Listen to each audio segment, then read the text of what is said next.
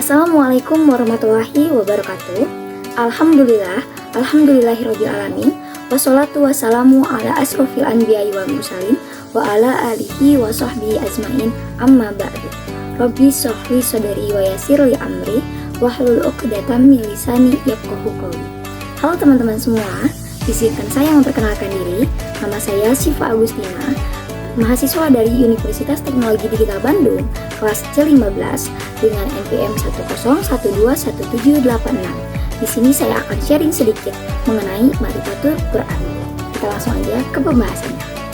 Al-Quran ialah kitab suci terakhir yang diwahyukan Allah Subhanahu wa Ta'ala kepada Nabi dan Rasulnya. Kitab ini diturunkan kepada Nabi Muhammad SAW, sang penutup para Nabi dan Rasul. Sebelumnya, Allah juga telah mewahyukan kitab sucinya kepada beberapa Nabi atau Rasul, seperti kitab Zaurat kepada Nabi Musa, kitab Zabur kepada Nabi Daud, dan kitab Injil kepada Nabi Isa. Selain berbentuk kitab, Allah Subhanahu wa Ta'ala juga menurunkan wahyunya dalam bentuk lembaran-lembaran atau suhuf, seperti yang diberikan kepada Nabi Ibrahim dan juga Nabi Musa. Nah, Al-Quran ini memiliki kedudukan yang sangat istimewa dibandingkan kitab-kitab suci sebelumnya. Nah, sebagai kitab suci terakhir, Al-Quran ini memiliki peran yang lebih besar dan arti yang lebih luas. Salah satu fungsi yang dibawa Al-Quran ialah untuk menyempurnakan kitab-kitab suci sebelumnya, sekaligus meluruskan hal-hal yang telah diselewengkan dari ajaran kitab-kitab sebelumnya. Selain itu, Al-Quran juga berfungsi sebagai petunjuk bagi umat manusia sampai akhir zaman.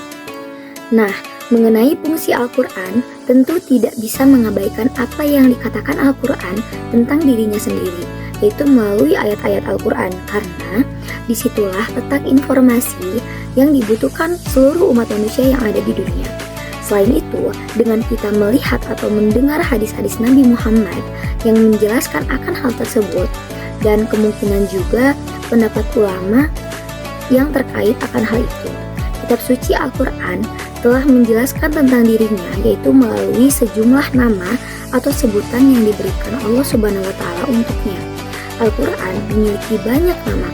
Banyaknya nama ini menunjukkan kedudukannya yang tinggi dan kemuliaannya. Nama-nama yang menunjukkan fungsi atau peran yang melekat dalam Al-Quran yaitu Al-Huda, yang artinya sebagai petunjuk. Karena demikian, ia merupakan petunjuk bagi manusia untuk bisa meraih kebahagiaan dunia dan akhirat. Yang kedua, yaitu sebagai cahaya atau anwar. Karena demikian, ia ibarat cahaya yang menerangi kehidupan manusia, menjelaskan perkara-perkara yang samar, baik terkait hukum, akidah, akhlak, dan sebagainya. Kemudian, Al-Quran ini sebagai al-bayan, yaitu keterangan. Karena demikian, ia merupakan keterangan atau penjelasan dari Allah Subhanahu wa Ta'ala terkait berbagai pokok ajarannya. Kemudian, yaitu sebagai Al-Furqan atau pembeda. Karena demikian, ia membedakan antara yang benar dan yang batil, yang baik dan yang buruk, yang halal dan yang haram. Kemudian, sebagai Az-Zikir atau peringatan. Karena demikian, ia mengingatkan manusia akan ajaran Allah, sekaligus menjadi media bagi manusia untuk selalu mengingat Allah Subhanahu wa Ta'ala. Kemudian sebagai asyifa atau obat yang menyembuhkan. Karena demikian, ia bisa menjadi obat yang menyembuhkan berbagai penyakit, utamanya penyakit hati. Kemudian sebagai al-mau'idah, yaitu yang artinya nasihat atau pelajaran. Dengan demikian, ia berisi sejumlah pesan, nasihat, dan pelajaran yang patut dijadikan pedoman bagi manusia. Kemudian sebagai al-tazkiro atau pesan atau nasihat. Karena demikian, ia berisi pesan atau nasihat yang mengingatkan manusia untuk selalu menaati perintah Allah dan menjauhi larangannya. Kemudian sebagai al-busyra atau pembawa berita gembira. Karena demikian, ia memberi kabar gembira bahwa orang-orang yang beriman akan mendapatkan pahala dan syurga. Kemudian sebagai al-basyir atau pemberi kabar gembira, karena memberi kabar gembira tentang adanya pahala dan imbalan yang baik bagi orang-orang yang beriman dan beramal soleh. Kemudian itu sebagai an-nazir atau pemberi peringatan, karena demikian ia memberi peringatan akan adanya sanksi atau hukuman bagi mereka yang durhaka. Kemudian sebagai al-basyair atau pemberi bukti atau keterangan yang jelas. Yang demikian, ia merupakan bukti yang jelas dan keterangan yang nyata yang bisa menjadi jalan menuju kebahagiaan. Kemudian, sebagai ar-Rahman atau rahmat. Karena demikian, ia menjadi rahmat bagi segenap manusia untuk keselamatan di dunia dan di akhirat. Dan yang terakhir yaitu sebagai al-Burhan, yaitu yang artinya sebagai bukti yang nyata. Karena demikian, ia adalah bukti yang nyata akan kebenaran Allah Subhanahu wa Ta'ala. Nah, selain dilihat dari nama-namanya, fungsi Al-Quran ini bisa dilihat dari kedudukannya dalam konteks kesejarahan kitab suci. Sebagaimana yang kita ketahui, Al-Quran ini ialah kitab suci terakhir yang diturunkan Allah Subhanahu wa Ta'ala kepada Nabi dan Rasulnya. Ia diwahyukan kepada Nabi Muhammad SAW yang merupakan penutup para nabi dan rasul. Tidak ada kitab suci lain sesudahnya. Kemudian, sebagai konsekuensi dari kitab suci terakhir, Al-Quran mengemban misi yang lebih besar dibandingkan kitab-kitab suci sebelumnya. Nah, jangkauan misinya pun luas. Kalau kitab suci sebelumnya itu ditujukan untuk kaum tertentu dan masa yang terbatas, sedangkan Al-Quran diturunkan bagi seluruh manusia hingga akhir zaman. Karena hal itu, Nabi Muhammad yang membawanya ialah Rasul untuk segenap umat manusia hingga akhir zaman. Selain itu, Al-Quran juga berperan sebagai sarana ibadah untuk mendekatkan diri kepada Allah melalui membacanya dan memahami pesan-pesan yang ada di dalamnya. Oleh karena itu, fungsi Al-Quran bagi manusia itu yang pertama sebagai petunjuk bagi manusia. Fungsi pertama Al-Quran ialah sebagai petunjuk bagi manusia. Seperti yang kita ketahui, fungsi utama sebuah kitab suci dalam agama dan keyakinan apapun ialah menjadi pedoman bagi penganutnya. Begitu pula Al-Quran menjadi pedoman bagi umat Islam. Meskipun begitu, Al-Quran menyatakan bahwa ia bukan hanya menjadi petunjuk bagi kaum muslimin, tetapi juga bagi seluruh umat manusia. Kemenyeluruhan misi Al-Quran ini tidak lepas dari kemenyeluruhan misi Nabi Muhammad yang diutus untuk seluruh umat manusia. Kemudian yang kedua yaitu sebagai penyempurnaan kitab-kitab suci sebelumnya. Nah, Al-Quran ini berfungsi sebagai penyempurna kitab-kitab suci sebelumnya. Fungsi ini hadir karena Al-Quran adalah kitab suci terakhir yang diturunkan oleh Allah Subhanahu wa Ta'ala kepada Rasul dan Nabi-Nya. Sebagai kitab suci terakhir, Al-Quran membawa tugas menyempurnakan kitab-kitab suci terdahulu. Fungsi ini setidaknya bisa diterangkan melalui dua alasan. Yang pertama, kitab suci terdahulu memang diturunkan untuk kaum tertentu dan zaman terbatas.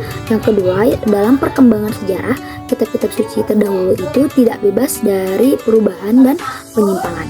Terkait fungsi Al-Quran sebagai penyempurna kitab-kitab suci sebelumnya, yang pertama yaitu Al-Quran membenarkan adanya kitab-kitab suci terdahulu, kemudian meluruskan hal-hal yang diselewengkan dari kitab-kitab suci tersebut. Yang ketiga yaitu menjadi kitab alternatif untuk kitab-kitab suci yang pernah ada. Kehadiran Al-Quran ialah melanjutkan ajaran kitab-kitab suci sebelumnya. Misi pokok sebuah kitab suci ialah mengajak manusia untuk menyembah satu Tuhan, yaitu Allah Subhanahu wa Ta'ala. Kalaupun ada perbedaan, hal itu tidak lebih dari hal-hal yang menyangkut masalah huriyah, misalnya terkait ritus peribadatan dan beberapa aspek hukum. Itu pun disebabkan karena faktor perbedaan zaman, tempat, dan masyarakat di mana kitab-kitab itu diturunkan. Akan tetapi, dalam masalah akidah, semua kitab suci mengajarkan hal yang sama, yaitu penyembahan kepada satu Tuhan atau sebagai tauhid. Agama ini di dalam Al-Quran disebut Islam, sebagaimana para nabi terdahulu juga sebagai kaum muslimin. Nah, yang terakhir yaitu menjadi sumber pokok agama Islam. Sebagaimana yang kita ketahui, sumber agama Islam itu ada tiga, yakni Al-Quran, Sunnah, dan Ijtihad. Al-Quran ini ialah firman Allah yang diturunkan kepada Nabi Muhammad. Kemudian Sunnah itu ialah sabda, tindakan, dan ketetapan Rasulullah Shallallahu Alaihi Wasallam. Sedangkan ijtihad ialah usaha sungguh-sungguh yang dilakukan oleh ulama mujtahid untuk menyimpulkan hukum agama dengan tetap mengacu kepada Al-Quran dan Sunnah. Nah, pemahaman Al-Quran juga dapat dilakukan melalui pembacaan dan kajian tafsir. Tafsir Al-Quran merupakan upaya untuk memahami makna dan pesan yang terkandung di dalamnya. Melalui pembacaan tafsir, kita dapat memperoleh penjelasan dan interpretasi yang lebih mendalam tentang ayat-ayat Al-Quran. Kemudian, mentadaburi Al-Quran juga penting dalam pemahaman kita terhadapnya.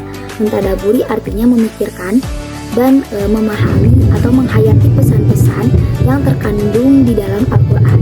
Dengan mentadaburi Al-Quran, kita dapat memperoleh pemahaman yang lebih dalam mengenai ajaran-ajaran agama, nilai-nilai moral, dan petunjuk kehidupan yang terkandung di dalamnya.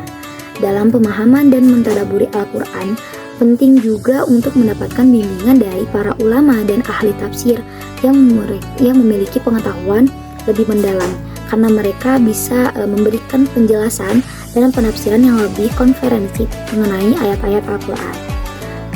Dengan memahami dan mentadaburi Al-Quran, kita dapat mengambil manfaat spiritual, moral, dan pemahaman yang praktis akan pesan yang terkandung di dalamnya.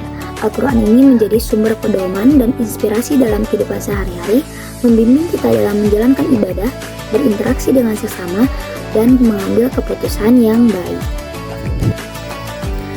Kemudian, mengenai tuntutan iman kepada Al-Quran, bisa dikenal juga sebagai Al-Muqtadal Imani bil Quran, melibatkan keyakinan yang kuat terhadap kebenaran dan otoritas Al-Quran sebagai kitab suci dalam agama Islam.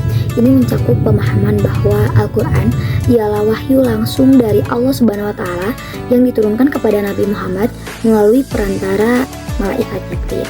Nah, mungkin ada beberapa aspek tuntutan iman yang bisa kita ambil, yaitu yang pertama, yaitu keyakinan akan kesempurnaan Al-Quran.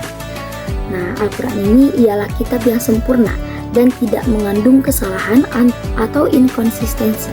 Al-Quran ini dianggap sebagai petunjuk kehidupan yang lengkap dan komprehensif untuk umat manusia. Kemudian, yaitu mengenai ketaatan terhadap ajaran Al-Quran. Nah, penting banget sebagai seorang muslim untuk mentaati dan mengikuti ajaran-ajaran yang terkandung di dalam Al-Quran. Ini melibatkan menjalankannya perintah Allah dan menghindari larangannya sebagai yang dijelaskan dalam Al-Quran. Kemudian mengenai penghayatan dan pemahaman Al-Quran. Pemahaman bahwa Al-Quran harus dipelajari, dipahami, dan dihayati dengan sungguh-sungguh. Ini melibatkan kajian tafsir Al-Quran, refleksi dan kontemplasi terhadap pesan-pesan yang terkandung di dalamnya. Kemudian mengenai penyebaran dan perlindungan Al-Quran. Al-Quran ini umat Islam penting untuk menyebarkan dan melindungi Al-Quran. Ini melibatkan penyebaran dakwah dan pengajaran Al-Quran kepada orang lain serta menjaga keutuhan dan keaslian Al-Quran dari perubahan atau distorsi. Nah, mungkin cukup sekian pemahaman saya terkait Ma'rifatul Quran. Mohon maaf bila ada kesalahan kata atau perilaku yang kurang berkenan. Wabillahi taufiq wal hidayah. Wassalamualaikum warahmatullahi wabarakatuh.